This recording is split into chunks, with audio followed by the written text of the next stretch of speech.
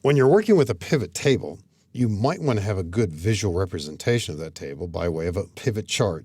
It's very similar to a standard chart in Excel, but it is in sync constantly with your pivot table. And as you make changes to pivot table layouts, the pivot chart will respond immediately. You can create a pivot chart all by itself, but I think it's going to be better to have it with a pivot table. And oddly enough, when you create a chart by itself, it automatically creates a pivot table. In this particular worksheet here, we want to create a pivot table. There's no empty rows in this data. There are no empty columns. We'll go to the Insert tab and choose Pivot Chart, the drop arrow below it. We can create a pivot chart and pivot table. Let's just create pivot chart here. Excel figures out the data properly. It's 900 rows. Where do we want this pivot chart to be placed? Existing worksheet, location. We're going to put its upper left corner in cell J1. Click OK.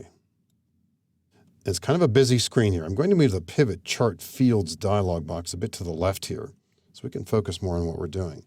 If you've worked with pivot tables, you are perhaps familiar with terms like columns and rows, but we're seeing words like legend and axis. So at first this might be a little bit unsettling, but here's what we're about to do.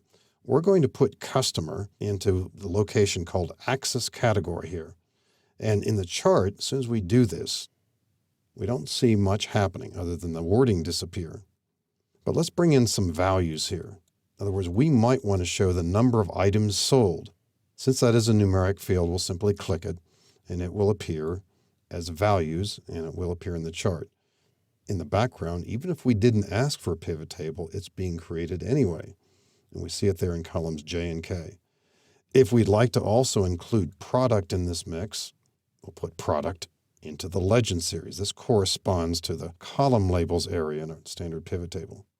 So now we have a pivot chart as well as a pivot table.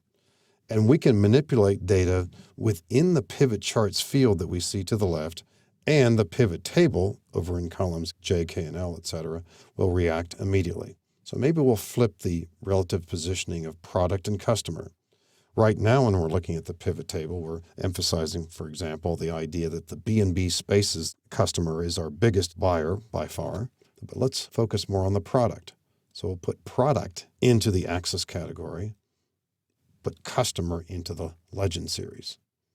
Now we see emphasis on the different items being sold here. And like regular pivot tables, if you work with them, you know, you can have multiple fields in play here. So possibly we want to bring the region right next to the product. That makes for a pretty busy chart. Anytime you are working with pivot charts, a strong suggestion is when the chart starts to become too busy looking by your estimation, click the chart if it's not already selected, go to the Design tab in the ribbon, and then change the chart type off to the right to a stacked column or possibly a stacked bar. You can certainly change the style of the chart. It doesn't have to be a column necessarily, but if you are using column, I'd recommend stacked column. It will clean up or make the chart appear less busy as it does here. There's still a lot going on in the chart. And the more you work with pivot charts, I think you'll come to realize too that pivot tables that are not necessarily very large sometimes do display a chart that's quite crowded. And if we don't want this anymore, we'll just delete it. What if we change our minds at a later time? In any existing pivot table, and here's one here, regardless of its layout, if you want to create a pivot chart, you can simply press Alt F1. That creates a pivot chart. I tend to do that myself more often, but you can create a pivot chart from the beginning along with the pivot table, or activate it later, or as the case may be, delete it whenever necessary.